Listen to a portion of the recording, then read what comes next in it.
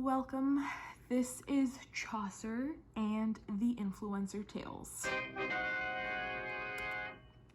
So, the social issue that I have chosen for my research paper is what I like to call the rise of influencers and their impact on the common folk, aka regular people.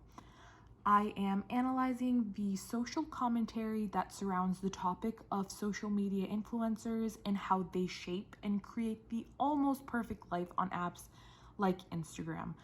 I've specifically picked the social media platform of Instagram just because it shows like photos and videos of the curated perfect life of an influencer slash blogger or whatever that's really out there, versus any other social media app that doesn't really focus on that. So that's why I chose Instagram, if you were wondering.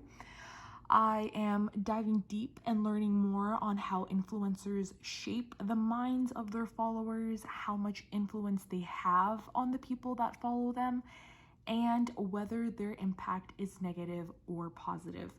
In this case, their impact is very negative.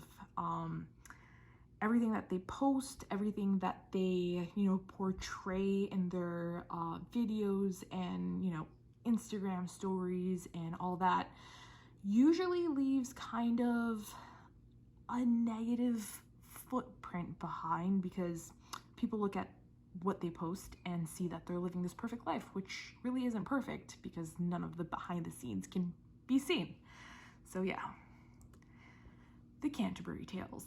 I've chosen to examine the Franklin's Tale for my research paper.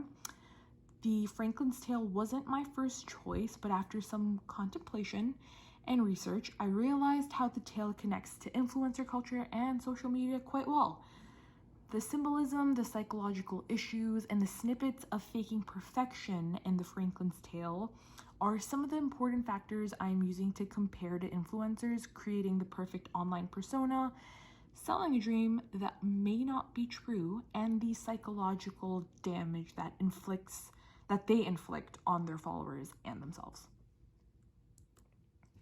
A few insights that I have. So I want this paper to really dive into how mental health is described in medieval texts like Chaucer's The Canterbury Tales, and in the social commentary that surrounds the topic of influencers and their impact on society.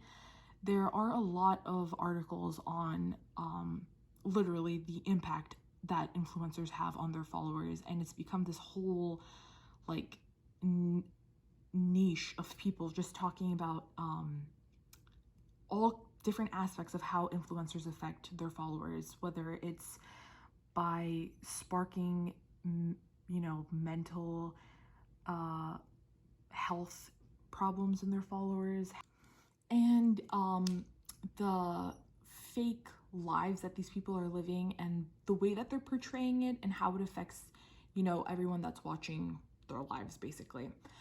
I will write about where envy stems from and how seeking the perfect life based on what others post and talk about can have a huge negative effect on one's mind. It also pushes individuals to feel unfulfilled with their lives, which is something we do see in the Franklin's Tale, where Dorigen just feels like, she